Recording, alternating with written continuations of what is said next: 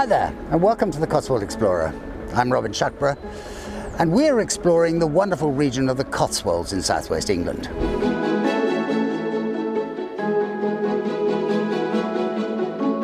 We've decided to revisit the centre of the region and find some hidden gems, places that are not quite so famous, but still just as beautiful.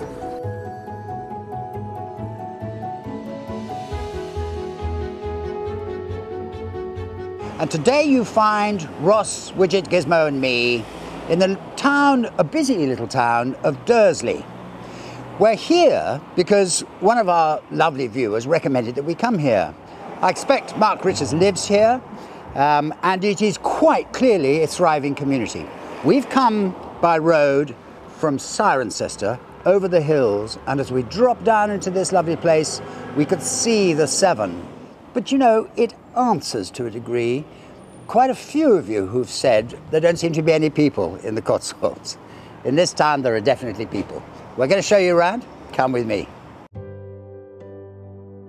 I suppose the truth is that for the last 5 years, Ross and I have been concentrating on the little places in the Cotswolds that most clearly demonstrate the classic feel of honey stone houses, Stonesfield slate roofs, rolling countryside with medieval churches and manor houses. We make no apology for that, but it is perhaps just a little blinkered, as so many of the population of the Cotswolds live in less than picture-perfect surroundings. Dursley has a fascinating history, which we will endeavour to outline for you, but it went through a huge demolition and rebuild in the 1950s and 60s, which gives us a really good illustration of the effects of 20th century thinking. Many planners and architects in the mid-20th century had a certain disdain for the old medieval architecture of the Cotswolds. They were fascinated with new materials, clean straight lines and simplicity of design. In Dursley, they took the bulldozers to lines of cottages, whole streets of shops and municipal buildings, razing them to the ground with a view to providing simple but efficient buildings to serve the interests of businesses and the community. Their hearts were in the right place, but I fear the results of their passion in the long term was not great. I think that the one thing they really didn't predict was how badly their buildings would age. Whatever you may think of the sentimental attachment people like me have with medieval buildings, there can be no doubt that Cotswold stone ages with grace and beauty. However dilapidated the buildings become, they retain real warmth and beauty. The same cannot be said of 1960s urban architecture. As it ages, it simply looks tatty and cheap. Having said that, I really want to emphasise that this town has a buzz which is extremely hard to ignore. It is, as I've said, quite clearly a thriving community. It has been a successful town since the days of the wool trade, where, in the 16th century, it specialised in producing cloth on a broad loom, using its fuller's earth deposits to clean and prepare the wool. Subsequently, the Lister Company, manufacturer of agricultural machinery and engines, continued its successful industrial progress by setting up here. The world is, of course, changing dramatically, and the success of little towns like this is less certain than it was, but there seems to me to be no reason at all why the energy and enthusiasm that the population so clearly has shouldn't take this town into the 21st century with all the panache shown by their predecessors. And meanwhile, it still has a few undoubted treasures. Dursley lies on the south side of a deep valley, cut into the Cotswold escarpment by the fast-flowing river Uelm. The town probably stems from about the 12th century, when Roger de Berkeley founded a castle here. No trace of the castle exists, but it was probably somewhere in the northwest of the town. The market house, which sadly seems to do duty as a roundabout in the town centre, is of a familiar design. We've seen the like in many places, including the nearby Tetbury.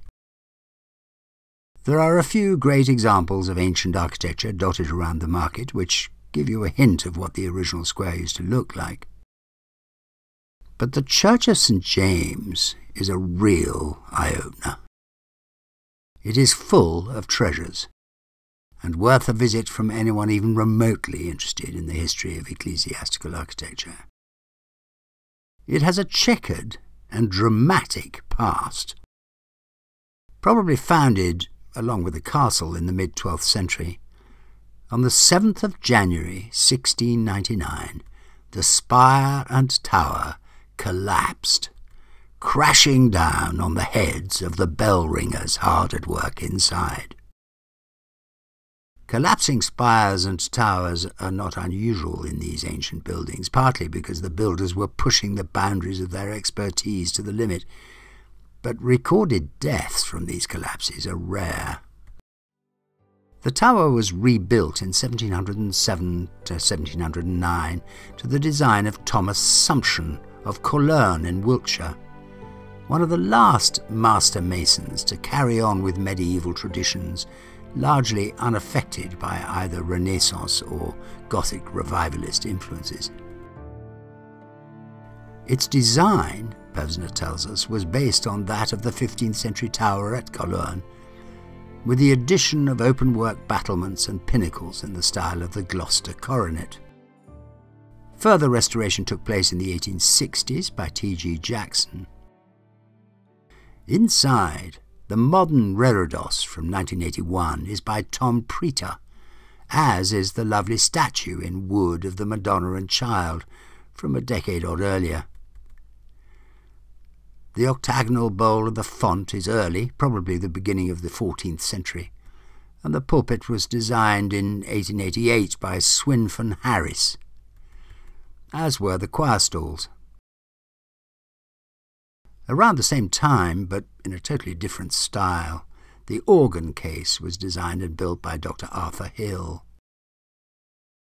The great east window over the altar was made in around 1880 and features an interesting Flemish landscape. All the windows are fascinating to examine, mostly made in the late 19th and early 20th century by a list of some of the most distinguished glassmakers in the area. Now, I can't help being ghoulishly fascinated by the effigy on the windowsill of the Tanner Chapel. The chapel named, incidentally, after a mid-15th century merchant, which is one of those sinister cadaver sculptures we've come across before. Now, try as I might, I can't work out the reason why anyone should decide to carve a monument by depicting a long-dead body. I haven't researched it, and I probably won't, preferring on this occasion to continue speculating.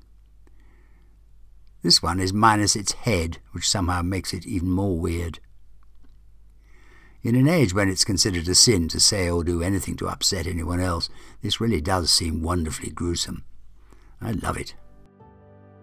There are lots of lovely wall tablets to decipher, and I can tell you that an hour spent in this lovely church is very far from a wasted one. The outskirts of Dursley have lots of interesting buildings, but of course the hills around this town are full of the most wonderful walks. This is, after all, the western escarpment of the Cotswolds, looking directly over the valley of the River Severn, and the views are truly second to none. This place has been a very nice surprise.